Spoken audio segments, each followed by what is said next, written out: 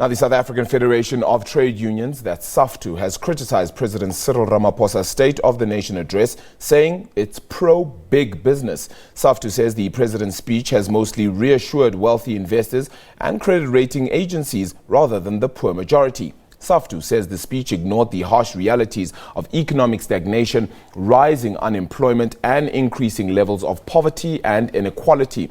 It says the president failed to acknowledge that South Africa has the highest rate of youth unemployment in the world. Saftu says that the 275,000 jobs promised by the Presidential Job Summit have not materialized and that this is way below the National Development Plan's targets to create 550,000 new jobs a year by 2030. Now, the union criticized the president for praising the country's social grant system, saying he overlooked the fact that more people are forced to survive on grants, and that's because of poverty.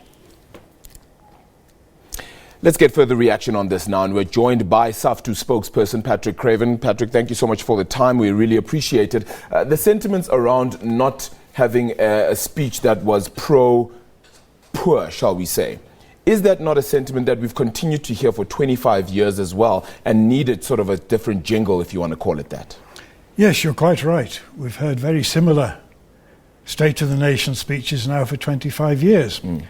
And that's why we have to ask, why is it that these same promises are made again, time after time after time? Yeah. In particular, the issue of jobs. Because what was remarkable about the speech was he was trying very hard to be upbeat and optimistic. Sure. When we're in the middle of a huge economic crisis, with unemployment still rising, not falling, with poverty at extreme levels, youth unemployment, as your introduction said, being the highest in the whole world, and inequality being also the highest in the whole world. This ought to have meant the State of the Nation was a call for a national disaster to be declared. What do you think should have been done, or what should have been said as well by the president that would have allayed your concerns and your worries? Well, first of all, he should have been open about the seriousness of the crisis. You're not going to solve it if you pretend that it doesn't exist. And quite clearly, what was also lacking, even in words this time, which is unusual for an ANC president, was talking about the fundamental transformation, radical economic transformation, as the ANC often called it. Is that not seen, though, as a different kind of presidency in a time where the ANC was moving perhaps too much in one particular direction and not in the direction of the entire nation and only served a certain few? Is it, however, not right to move in a way that is not just radical, but is transformative for the entire nation? No, what is happening, I think, under President Ramaphosa is that whereas previous ANC presidents would talk in radical terms, but not actually implement any of it, he's now even abandoning the talk and is quite openly pro-business, pro-capitalist, and wants to brush aside the problems for the majority of the people. As Saftu, were you for or against the investment summit, the job summit, the BRICS summit, all of those things that happened last year?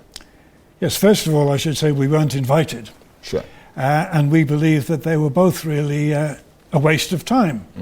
They came up with empty promises without any backing. They'd clearly been prearranged, because at the Jobs Summit, for instance, the final declaration was announced a few hours into the meeting, which clearly shows it had all been prearranged, and it was just basically a public relations exercise to make it look as though business, labour and government were all working together to try to solve these problems. So for you, what is the real state of the nation? It's a catastrophe for the majority of people. We should be absolutely honest about that. We have some of the, as I've already mentioned, in some areas, the worst social problems in the whole world. And made worse, of course, by corruption, which is another area where we feel the president's response was quite inadequate. He talked as though the revelations which have just come out of these various commissions, particularly the state capture, are something new. Whereas as the deputy president of the ANC from 2014 to 2018, he surely must have been aware of the sort of things that Sure. were going on, even amongst members of his own government. Is it not okay, though, or at least justifiable, that he at least put in some form of action with regards to a different part of the NPA that is aimed at specifically focusing on the state capture and these inquiries? Also, you then have a domestic and foreign intelligence service as well. So he did put in a few actions. Is that in some ways not beneficial? If it works. The problem with this and so many previous State of the Nation speeches, you will often get very good sounding proposals, and yet the year later nothing has happened. Sure. And the President makes exactly the same proposals for action. Yes, of course we want to see action, and we must make sure that it's comprehensive. We don't selectively choose to prosecute certain people and not others. It True. must be all, whoever they are. Very finally, solutions then from your part. We had the State of the Nation come out as it did, maybe not to your exact liking, but as Saftu, what should be the solutions from here on in? The priority is economic transformation, which the ANC in the past talked about, which President Ramaphosa hardly even talks about. A fundamental change in the ownership of the economy, which is dominated by a very small number of extremely rich monopoly companies who've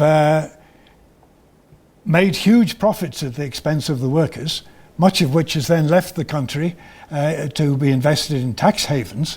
And South Africa is again has one of the highest levels in the world of export of capital. Sure. That needs to be brought back, and we believe this can only be done by a program of socialist nationalization of the commanding heights of the economy, Sure. but in a democratic way under workers and community control. Certainly sounds a lot more pressure on the fiscus, though. So we'll hopefully get to chat to you a little bit more about that in future and get you in to get some more thoughts with regards to how we can do that in a fiscal way that wouldn't necessarily drain South Africa's fiscus even further than it currently is. But Patrick Craven, really appreciate your time and really hope you'll join us again and we can have the conversation again. That's Saftu spokesperson Patrick